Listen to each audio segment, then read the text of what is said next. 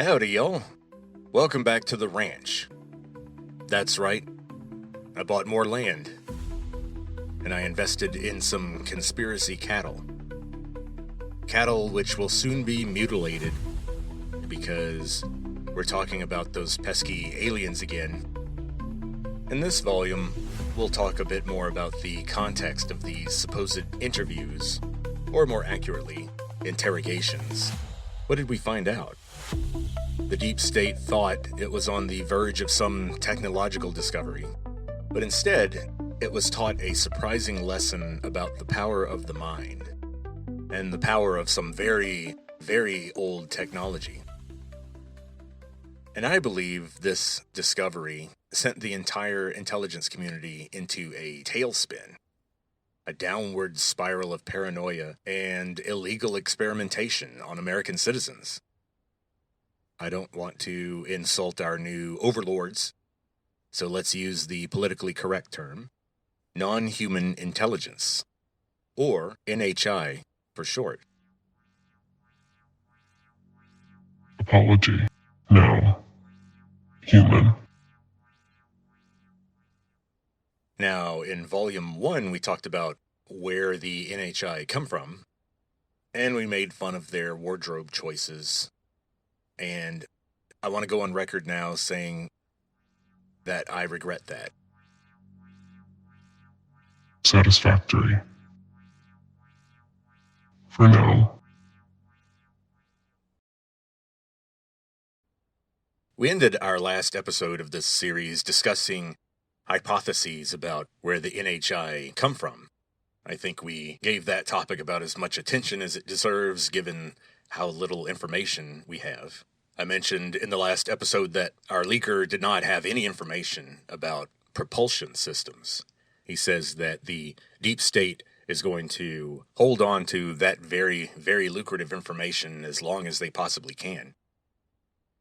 And this farm has been very busy developing new strains of conspiracies, new seed stock, and I do think there is some indication that the intelligence community may have intervened, interfered, or otherwise guided the scientific process.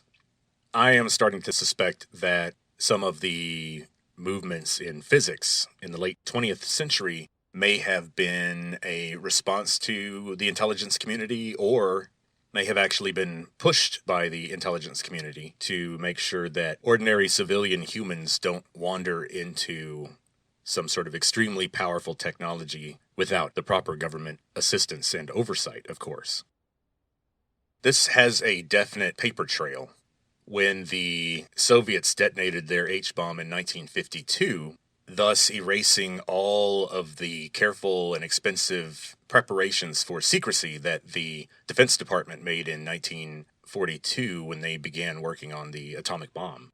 All of that lead time had just been erased, had just evaporated along with the test scaffold of the Russians' H-bomb. And so in 1953 and 1954, there was a flurry of regulations and legislation involving secret technologies and the regulation of technology, testing, and materials related to nuclear power. And nuclear power was defined by objects that emitted radiation, or weapons or power sources that involved the same types of materials. And the beauty of that is, NHI materials are, in some cases, radioactive. Now, in some cases, they're not. What's funny is apparently part of the fuel that is used for NHI propulsion is element 151. It's now called muscovium. When Bob Lazar first talked about it in 1989, it was purely theoretical, and people thought it was hilarious, especially since they said that he had put a piece of it in his pocket, and he said that it wasn't radioactive at all, and that's why he was able to sneak it out of Area 51. Of course, when humans synthesized muscovium, or element 151, in the 2000s, I believe, it is extremely radioactive and decays in milliseconds. However, Bob Lazar maintains that the NHI are able to sort of 3D print a metastatically stable isotope of element 151 that is not radioactive at all. Apparently, the artificial synthesis of these kinds of super heavy elements in configurations that have in their nuclei configurations of protons and neutrons that are uniquely stable and do not cause radioactive decay is an essential part of developing electrogravitic propulsion. So, of course, our leaker did not talk about element 151 at all. He did apparently receive information about just the sheer volume of NHI-related objects and vehicles that are in our general proximity. In this next clip, he talks about material floating around the Earth that NASA no doubt has some knowledge about. Let's listen.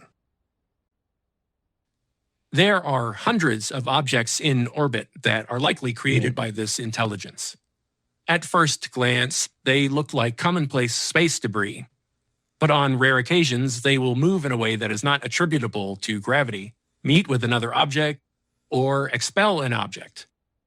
Tracking these is very difficult, and we know very little about them, including their size. So we know that NASA carries water for the military-industrial complex. This has been the case ever since the early 1960s. Now, I do think there is some extreme compartmentalization going on here, so that NASA does not have scientists currently working on Mars hand in hand with aliens for the betterment of mankind.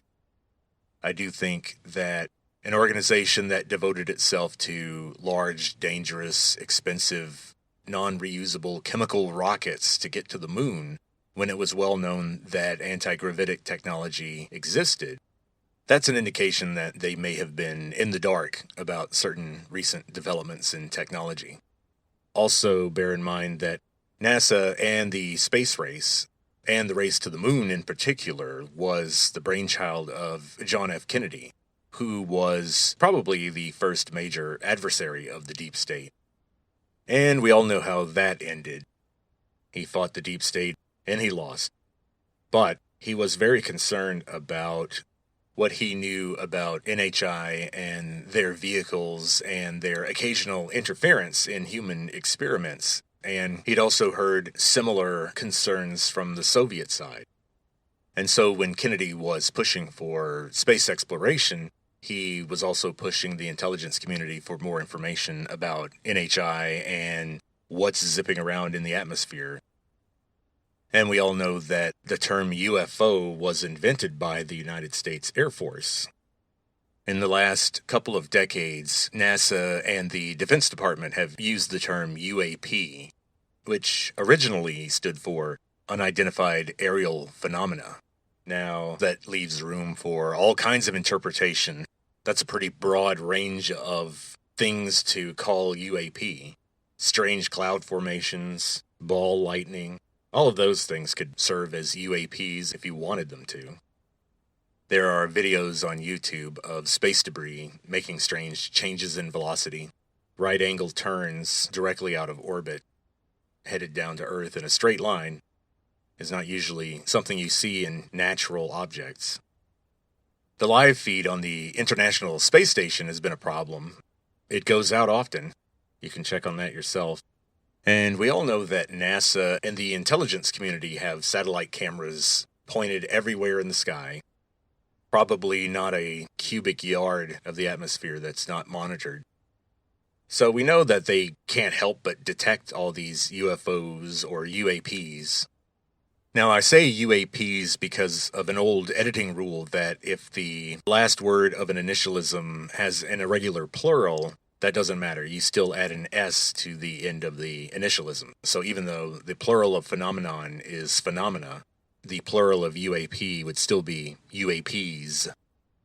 But here I am going on and on about peculiar space debris. But that's not generally what people think of when they think of NHI vehicles. Of course, they think about the silver discs or the flying saucers.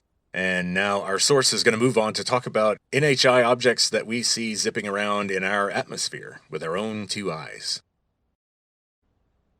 The classic flying discs and crescents have the greatest presence in popular culture, but they are not the most common object. The most commonly seen objects are large reflective orbs, or pills, that move at high speeds. Usually, they are only seen for a second, but on other occasions, they follow aircraft, hover over sensitive locations, move in strange, illogical ways, and even suddenly disappear. These orbs and pills are exactly what the two Navy pilots testified to Congress about in 2024. These Navy pilots see the orbs all the time because the orbs are following nuclear-powered aircraft carriers. Anything that has nuclear power is apparently monitored closely by NHI, including our nuclear submarines. Yes, the Defense Department and NASA have another initialism, USO, unidentified submerged objects. And USOs have been tracked by underwater sonar as traveling hundreds of miles an hour under the water, which, of course, any engineer, anyone who knows physics, is conventionally impossible. And so these orbs and pills are everywhere. The silver orbs were especially prominent in December of 2024, all over England, but also New Jersey, of course, we all remember that. More about that later. And Central Texas, even. There's a man in LA who has automated cameras that monitor air traffic over the city. And he showed some journalists that anytime a plane flies above around 10,000 feet, and he showed a journalist freeze-framed photographic evidence of silver orbs following airplanes anytime they fly above around 10,000 feet.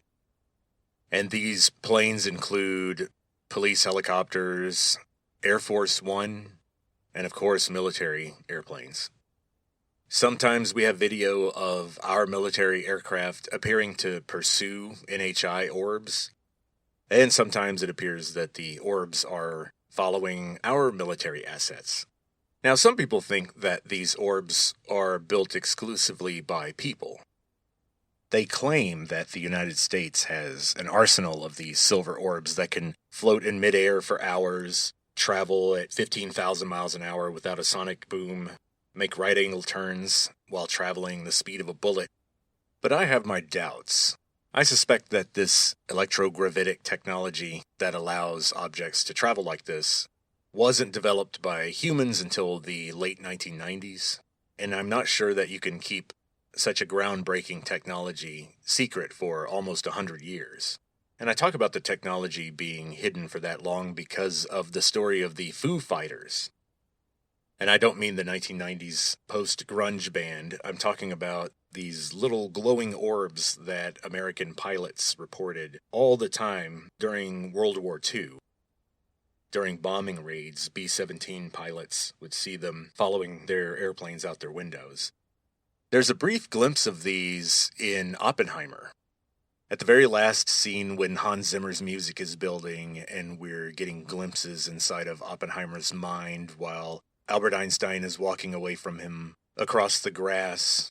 He's imagining the world slowly catching on fire. There is a moment where you see him inside of what looks like a military airplane looking out a window, and he's seeing these glowing orbs. I wonder if that's a reference to the Foo Fighters. But there are all sorts of military documents about this. There are other objects called ghost rockets that Army intelligence was looking for. So human technology has a long history of being tracked by somebody. Now our source touches on the kind of objects that people were seeing in New Jersey in December of last year. There's a big debate about who made these, where did they come from, what were they doing, but here's a description, and I'm sure that this will sound familiar. At night, these orbs sometimes emit orange light, although other colors can also be seen. These objects have been submerging into the ocean as well as other bodies of water. What puzzles me about some of this is the brazenness of it. If this is supposed to be top secret technology, and if they have cloaking devices that can make them very difficult to see with the naked eye, if they can travel so fast that you would have to slow down a high-speed video in order to see one frame of them flickering by. If they are capable of all this, then why do we see them so much? Why do they just sit off the coast of Miami and let people record it for minutes at a time before zipping off? If you want electrogravitic propulsion to stay a secret, how about not have these basketball to dumpster-sized silver orbs that float around with no heat? They don't make a sound. They fly off at supersonic speeds with no wind, no sonic boom. And how about, if you want to keep it secret, don't have dozens and dozens of them flying around in a single night like we had in New Jersey in December of 2024. I don't know if any of you remember that flap, but it was pretty extreme. For 3 days in a row, I saw very strange things over Austin, over my house. I did see one of those New Jersey drones, and I have a definite theory about what those were, and I believe we'll see objects like that again in the future. And yes, I did actually see an orb spawn another orb during that time. And I saw one of those dumpster-sized drones that was not an orb and had some airplane-like features, like FAA strobes and conventional-looking lights. But more about that later. Now, moving on to the ETs themselves and what they look like. Now, I myself have never actually seen any kind of alien or NHI. At least not that I remember. I may have been neuralized at some point. But now we're moving on to the appearance and external anatomy of the Greys. The source I'm quoting claims to have reviewed data collected on biological materials and what was known about the detained NHI, and they prepared a summary. In this next clip, he talks about the external appearance of the Greys in particular. In regards to the appearance of the ETs, UFO mythology is dead on. Generally, they look like diminutive humanoids with large heads, reduced facial features, and very large eyes, which are sometimes covered in a transparent black film. Earlier specimens do not have the film. Later specimens do. Well, that does perfectly describe what people see all the time. This leak was only the second time that I had heard about the black film. I had definitely seen mention of aliens that just had very large eyes that looked like humans but weren't completely black. So I had seen this two different types of eyes before, and according to this leaker, it's because it's some sort of film that's applied or sprayed on or just somehow develops while they're being born or printed or built or whatever the heck. And this is another strange situation where the NHI technology seems to change. If something can cross interstellar space and if it's been zipping around the Earth for thousands of years, then, why would they suddenly decide that they need to wear sunglasses? It's strange to see their technology change within a few decades. The timescale just seems to be a little off. The fact that the NHI are mostly very small, with some few types that are extremely tall, has been part of ufology forever. In 1989, when Bob Lazar came out about working at Area 51 in the early 80s, he himself never saw any NHI beings. He was strictly there to work on certain parts of one particular disc that had been recovered, what they were calling the sport model. Bob Lazar said that the interior was so small that he could only stand up straight right in the very middle of the disc. When he moved toward the edges where the little seats were for the pilots, he said it was like being in a preschool classroom with little chairs for what they called the kids. Bob Lazar said that he had heard Defense Department people referring to, quote-unquote, the kids. And of course, this leads me back to Skinny Bob. All roads lead back to Skinny Bob. Bob is maybe the best footage of an NHI Grey that we have. So all you have to do is get on YouTube and type in Skinny Bob, SKINNYBOB. You'll see what looks like a VHS camcorder in the 90s pointed at a screen on which is being projected a black and white film from the early 1960s that was supposedly taken in the Soviet Union. And this person was able to get a recording of the film being played in Russia and was able to get that video out of the country shortly after the Soviet Union collapsed. And there was a brief moment where a lot of intelligence leaked that the KGB had been sitting on for a long time. And Skinny Bob was one of those. Now, of course, the Skinny Bob footage wasn't released until the 2000s. So, could he be CGI? Sure. It's very well done.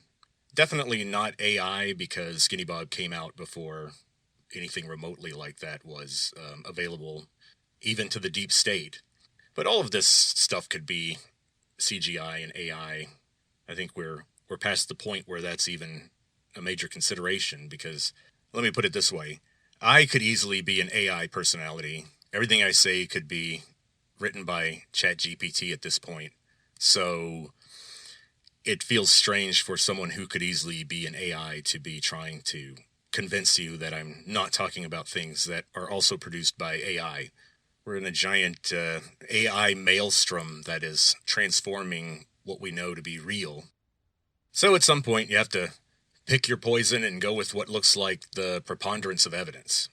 Would I bet my life that Skinny Bob is real? No. But it's pretty convincing. Okay, so enough about those eyes. Let's talk about those long, spindly arms and legs. What's going on with that? What does our leaker say about them? They have 2 long arms and 2 legs. They have 3 long fingers and an opposable thumb.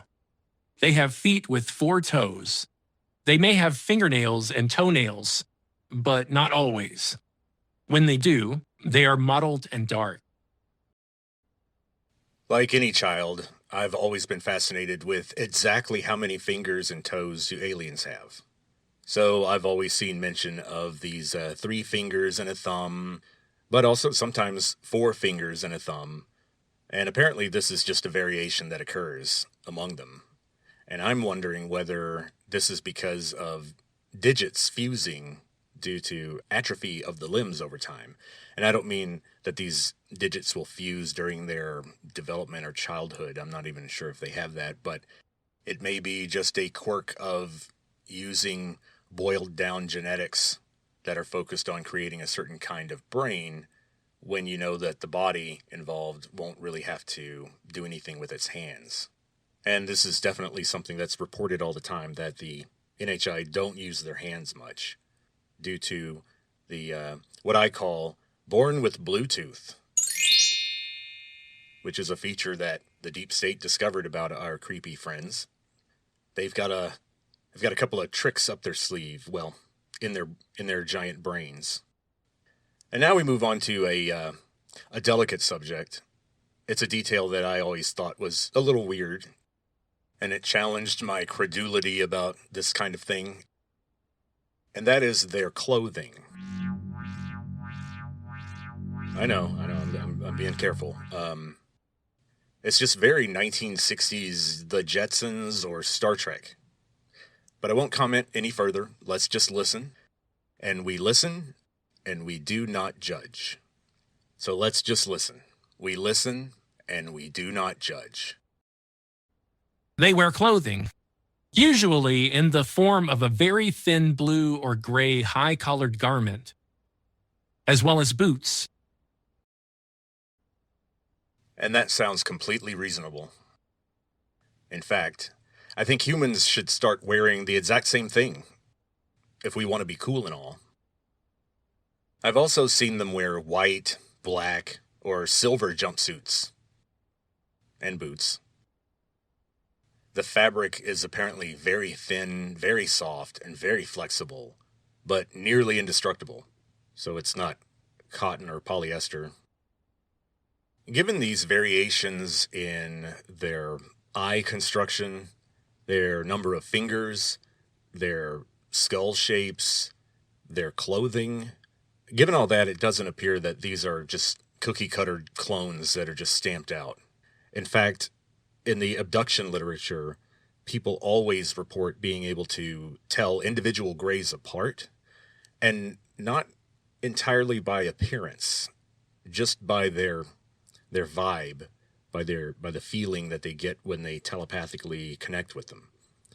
You know, if you think about people you know, if you were able to sort of overlap with their consciousness, you wouldn't actually have to say anything to know that you're connected with that person. There's just a particular vibe and identity that you would detect. And abductees talk about this phenomenon a lot. So it's clear that they're just not stamped out like the clones in Star Wars, but they don't entirely seem to procreate and grow up the old-fashioned way. So what's going on there? Let's see if our leaker can shed any light on this. Reproduction doesn't take place biologically. Instead, they are artificially created, with each one designed for a specific purpose as their society has need. So this sounds a lot like Zack Snyder's version of Superman. In Man of Steel, they make it clear that the Kryptonians are born with a life plan sort of engraved on their DNA, that each Kryptonian has a genetically defined purpose. And for example, General Zod was born to be a military leader.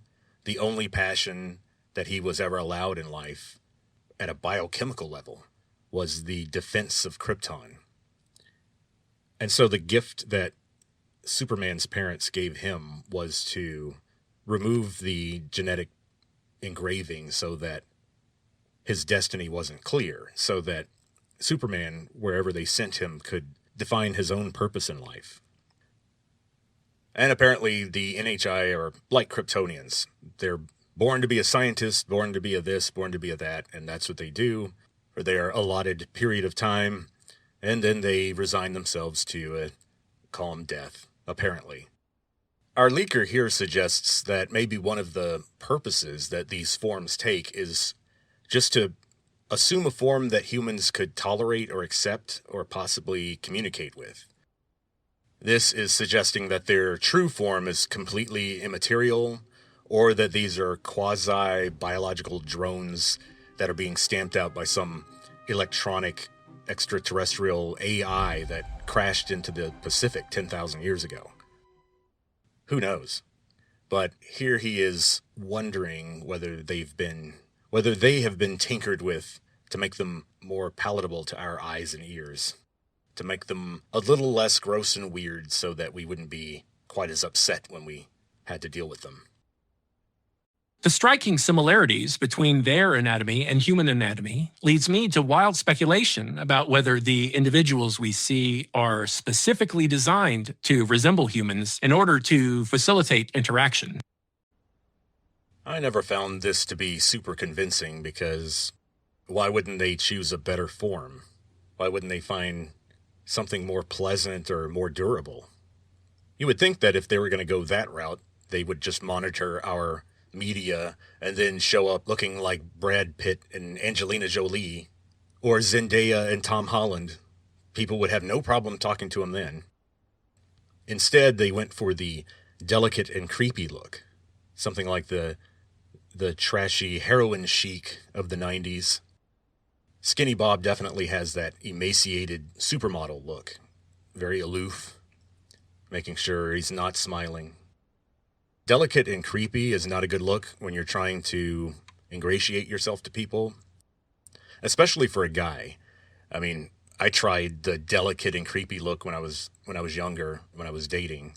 So I tried to go for the thinnest arms and legs possible, enormous bald head with weird protrusions, black film over my gigantic eyes, super tight jumpsuit, very cool little black boots.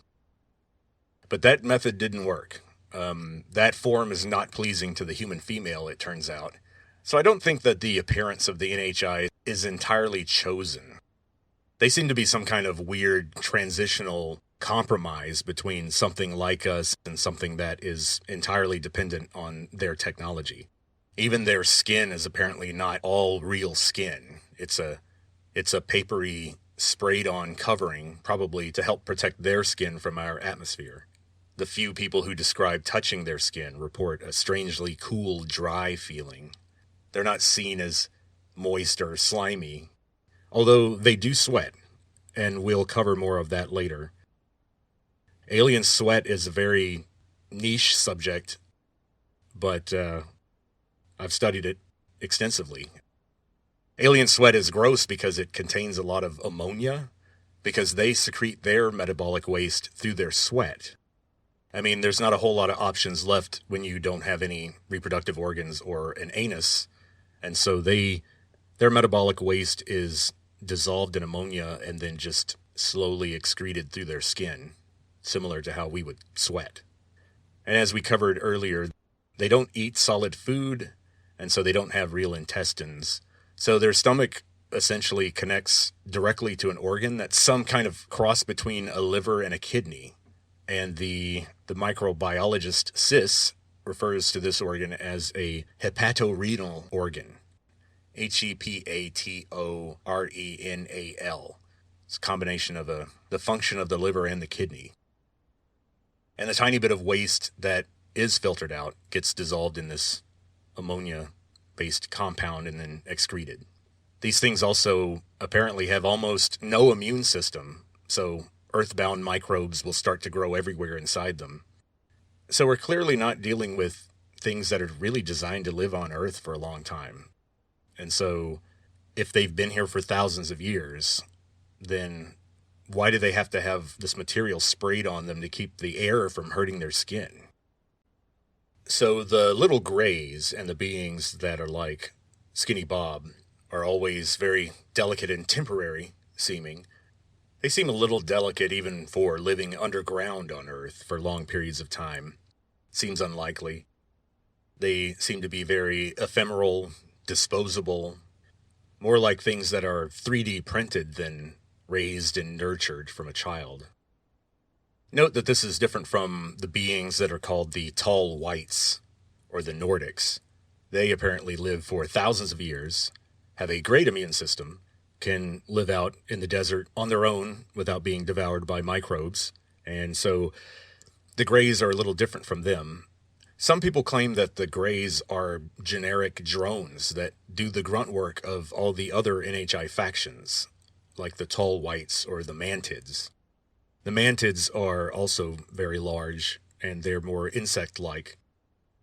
And a lot of people have claimed to see Tall Whites and Mantids among groups of Greys, and it appeared that the Greys are sort of just the beings that do the work for other beings that are older, more organic, and more like us.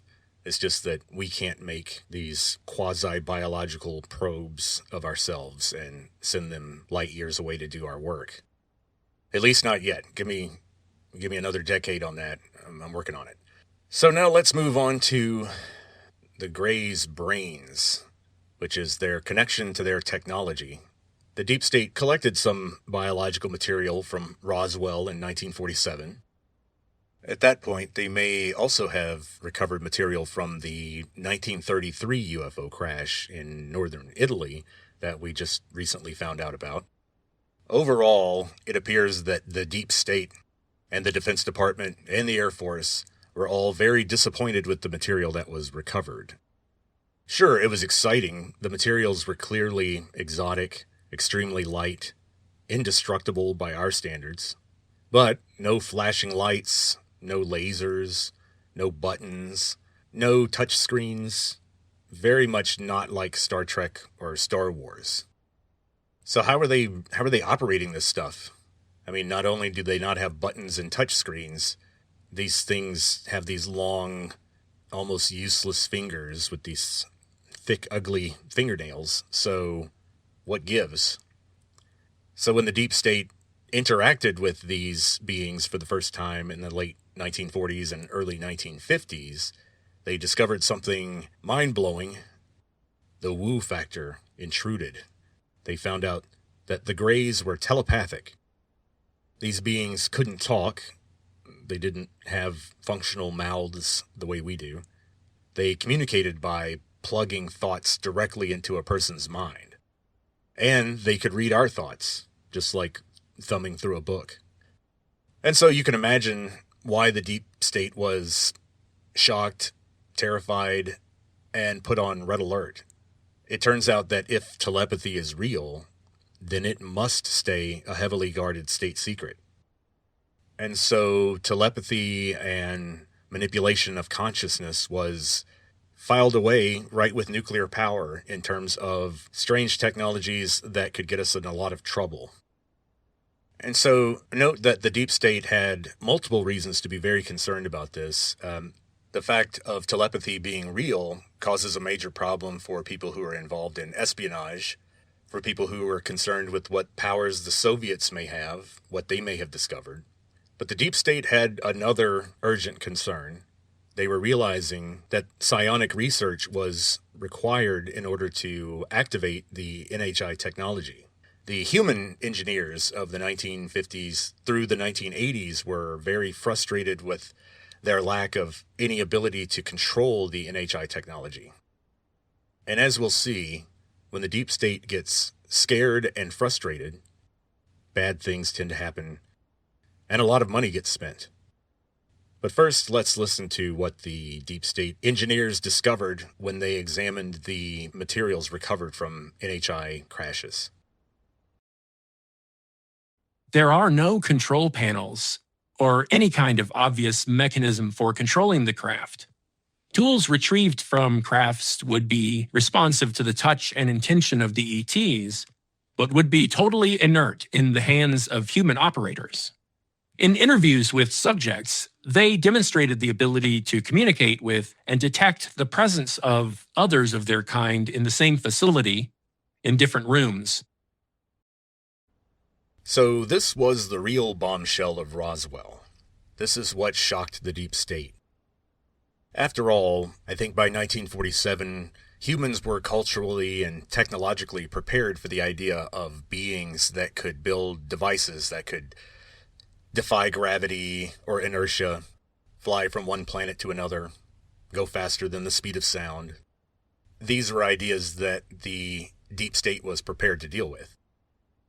But then when they started hearing voices in their head, things always change. Everything's hunky-dory until you start hearing voices in your head. And then this psionic stuff, this telepathy and telekinesis stuff is shocking and hard to believe. If you work for the CIA and you're supposed to keep us safe from these alien things, then it doesn't help you sleep at night to know that these same beings can control objects with their minds. It does not help you sleep at night to know that they can just sync their brains with us anytime they want. Slip ideas in there, take ideas out, at will. Also, our intelligence community knew with certainty that the Soviets had recovered some NHI materials of their own. So, if psychic powers are real, what if the Soviets got help or some kind of advantage over us in the psychic arms race? What makes all this paranoia worse is that in 1952, the intelligence community was also shocked by the Soviets detonating a test thermonuclear fusion bomb. If the Soviets were inching ahead of us in nuclear weapons and in the space race, why not assume they're beating us in the NHI reverse engineering race? This all set the scene for CIA Director Allen Dulles to launch the MK Ultra program on April 13th, 1953.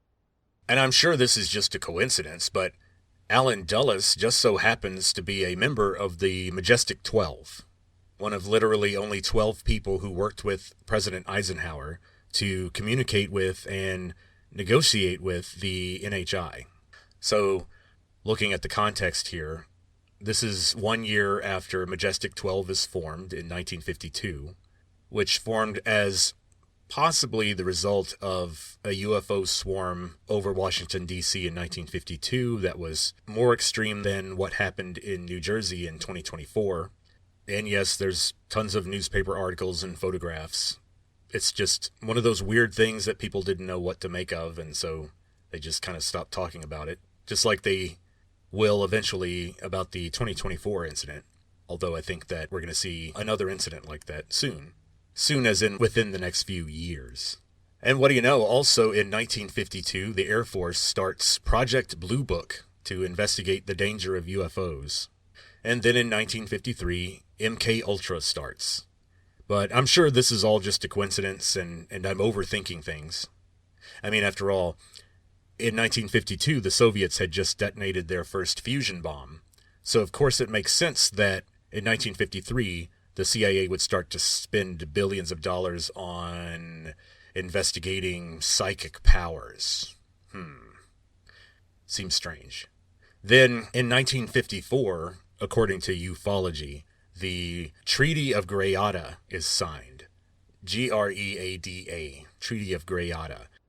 Now, apparently, this was the agreement between Eisenhower and the Majestic 12 and one faction of Greys who agreed to help humans reverse engineer the recovered materials in exchange for allowing abductions to occur. And so note how political this is. It's very strange because people have noticed that abductions are very much a regional phenomenon or a nationalist phenomenon. People of certain nationalities get abducted. People of others tend not to. And a lot of people were thinking, well, why would aliens know or care what nationality you are?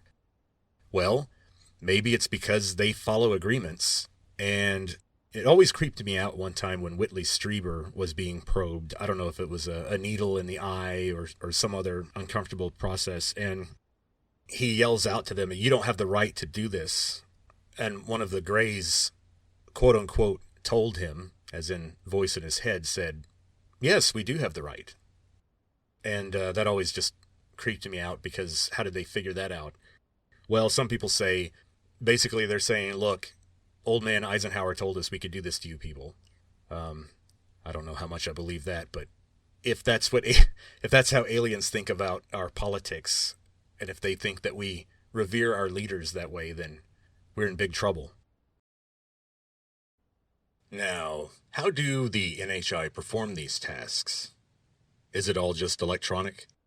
Looking at the totality of everything I've read, it doesn't seem to be as simple as a Neuralink type implant. And there's nothing more foundational to ufology than the idea that the NHI understand consciousness on a level that we don't, and they have the ability to manipulate it. They almost have a kind of consciousness technology.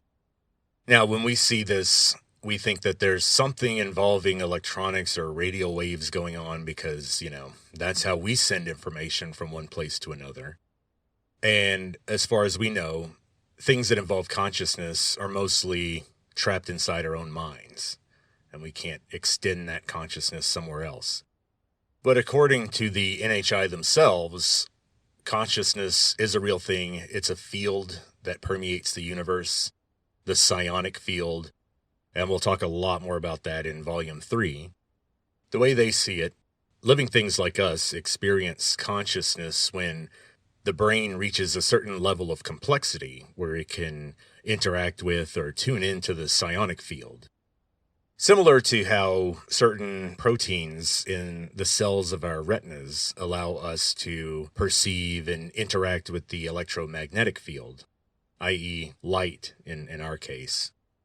So apparently there's some sort of arrangement of neurons. There's some sort of biological processes that can draw on, interact with, detect, manipulate this psionic field. And that's the whole trick, apparently. And apparently consciousness and this psionic field is a non-local phenomenon, meaning time and space don't connect directly to it. So things that happen in the psionic field are independent of what we would call time and place. So a message or a signal sent through the electromagnetic field can only travel the speed of light, and it would take 4 years just to get to the nearest star. But a message sent through the psionic field can cross interstellar space instantaneously. Now, the big disadvantage there is that only certain living beings can detect the psionic field. So you can't build a machine that can send psionic messages or receive them. because that's something that can only be experienced consciously by conscious beings, apparently. And so that is how the NHI communicate over long distances. Radio waves are way too slow. So it appears that this lattice is not some sort of radio transmitting device that just beams data from one brain to another.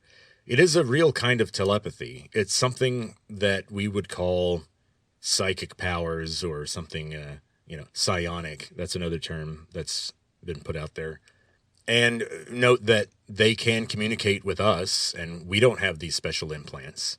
And they have told people that humans have these rudimentary abilities, and that they are just much better at it because they understand the spiritual physics involved, I guess you could say, and they have technology that is adapted toward helping them interact with the psionic field. So apparently we have a long way to go. Here's more about those implants. Before, I mentioned an artificial lattice, which is integrated into the nervous system. This lattice is at the heart of their technology. It is probably what makes these abilities possible. It's made of ordinary elements like copper and aluminum, and there is no discernible reason why it should be able to do what it seems to do. So earlier I used the phrase born with Bluetooth. And there is a physical difference in their nervous system, apparently, that we don't understand. And we'll talk more about the woo factor and psionics a lot more in Volume 3. But we had to get the telepathy stuff out of the way so we can start talking about the interviews. So let's let our leaker start us off. Because of my past work experience, most of my work on the report was related to actual interviews that had taken place with the ETs. Reading these was very surreal, and I suspect that the context of these interviews is part of the reason for so much secrecy. They were retrieved from crashes, but also from landings, where the craft seemed to have landed on purpose, and the beings came voluntarily. They were separated from their craft permanently so that their craft could be auctioned off. So the program had complete control of the interview process. The ETs have a very close relationship with their technology. They cannot survive for very long while separated from their craft and from each other. Well, we can already start to see the reasons why no one wants this information to go public. We've got some of the worst qualities of humanity on display here. Cruelty, short-sightedness, paranoia, and most of all, greed. And let's continue.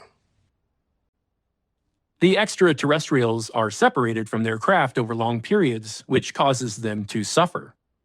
They can't eat anything other than a special kind of liquid food, and human-made substitutes were not sufficient replacements. Throughout their stay on Earth, they would suffer from malnutrition and a kind of toxic buildup in the body. So unfortunately, they would begin to die the minute they were removed from their ship for an extended period of time. This is not the first time that ufologists have heard about the brown fluid. Apparently, they tried very hard to find a substitute for it in the 1950s, but they weren't able, and so their alien captives more or less starved to death. And of course, their deaths were hastened by massive infections because they have terrible immune systems. Let's continue. Because of this separation, the ETs would slowly die. Because of how valuable they were, every effort was taken to keep them alive and conscious, even against their wishes. The situation reminded me of the case of Hisashi Ouchi. Hisashi Ouchi was a Japanese technician at a nuclear power plant. He was involved in an accident that involved preparing fuel for the reactor, and he was exposed to a fuel mix that was far more radioactive than it was supposed to be, and so he received the single largest dose of radiation of any human known up to that point. And so medical researchers were very fascinated with using this as an opportunity to develop treatments for radiation sickness and see just what happens to a body when most of its DNA has been completely pulverized. And that is essentially the primary danger of radiation, is that it damages and destroys DNA in cells. And organisms have evolved to be totally fine with a low level of radiation exposure. We have all kinds of automatic gene repair methods in our cells, but a massive blast like Hisashi Ouchi suffered will completely demolish their DNA so that their bodies can't produce new material to replace anything. And that's why the effects can be so terrible, where the person seems to be sort of liquefying and they lose their ability to produce, hair, skin, blood, that kind of thing.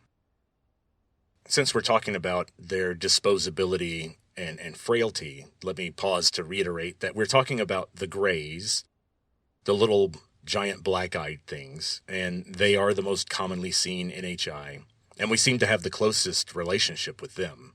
Not necessarily a positive relationship, though. But I wanted to make sure and mention also that the tall whites exist, supposedly. And again, they are much more robustly biological, like us, and they can live for longer than we can, even on Earth. But bear in mind that all NHI are apparently telepathic. Discovering the psionic field appears to be a typical milestone in the development of civilization. So you have agricultural revolutions, industrial revolutions, information revolutions, and then at some point, electrogravitics, AI. But the technological discovery that seems to blow the lid off everything and transform civilizations is the discovery of technological ways to manipulate the psionic field. So let's hear more detail about how these interviews took place. Communication took place through telepathy. They can read our thoughts and send thoughts and impressions into our minds. However, this takes a lot of concentration on the part of the interviewer, and communication would break down as the health and consciousness of the subject declined. The interviewer and the ET would communicate telepathically. Then the interviewer would say the exchange out loud for it to be recorded. Now, allow me to reiterate that this is very strange, but the telepathy claim is one of those bizarre but absolutely consistent themes in ufology. Abductees report this universally. And strangely, now we have government people talking about the same communication method. Now, to give you just one of thousands of examples of telepathy being used during abduction accounts, here is a quote from Barney Hill, who was abducted along with his wife in 1961. And here he is describing how one of the beings communicated with him. I did not hear an actual voice, but in my mind, I knew what he was saying. It wasn't as if he were talking to me with my eyes open and he was sitting across the room from me. It was more as if the words were there, a part of me, and he was outside the actual creation of the words themselves. So what did we learn today? Nothing, really. Nothing for sure. Except maybe there is a secret world that only a few hundred humans know about, and they're keeping that knowledge all to themselves, at great expense to everyone. Their biggest advantage is that the truth sounds ridiculous when you say it out loud. And there's another sort of emotional problem I have with all this UFO stuff. There's a big mismatch here between, on one hand, the enormous stakes involved. We're talking about the more or less surrender of humankind to a quiet occupation, where we have these waves of experiments performed on us, and then we're just sort of neurologically made to forget about them. We're like a herd of cattle on a research farm. Then, to counterbalance these enormous stakes and these mankind making or breaking type developments, you have aerospace industry executives who have knowledge about the program. In other words, there are people who build airplanes for a living, which is awesome. That's a great job to have. We should have super smart people building super cool airplanes all the time. These are people who also have monumentally important information about the universe and our place in it. And they have the ability, and they make the choice, to hide this information from the people whose job it is to investigate the universe. And so there's the problem. I'd like to have a society where the people who build airplanes know all kinds of important things and make good airplanes. And then I want a society where the people whose job it is to investigate the universe get the information that they're supposed to have so that we can make sense of things. But right now, there's clearly artificial bulkheads or barriers of knowledge that have been forcefully wedged into society to keep all the dots unconnected, so to speak. So, what's coming up in Volume 3? All right, well, so here's the deal. Volume 3 is where I'm going to lose all of you. I'll try to keep going, but Volume 3 is going to be a doozy. That's going to be about NHI society and religion. Yes, they have a religion. And we'll talk about all sorts of things, like whether they believe in God. It appears that they know for certain that there is an afterlife because they have a complete lack of fear of death, which humans find unsettling. I certainly find it unsettling because I've seen that their lack of a fear of death means that they don't take our death all that seriously either. They react to our fear of death the way a parent reacts to a baby throwing a tantrum when it has to take a bit of medicine. And their religion is central to why they're here on Earth. And so I'll leave you with this. We just heard Barney Hill say that the NHI's communication feels like, quote, the words were there, a part of me. Well, more than one person, when they asked the NHI about their purpose here on Earth, the word that these officers felt in their heads, the word they felt was part of them, was apotheosis. Apotheosis. And apotheosis is, wouldn't you know it, an ancient Greek word. It means the act of making something like God, of creating something divine. As in, you could say, Stanley Kubrick's 2001 A Space Odyssey is the apotheosis of film. It can also mean the act of becoming God, whatever that means. Hopefully we'll be able to make some sense of this in the next episode. There's one thing for sure.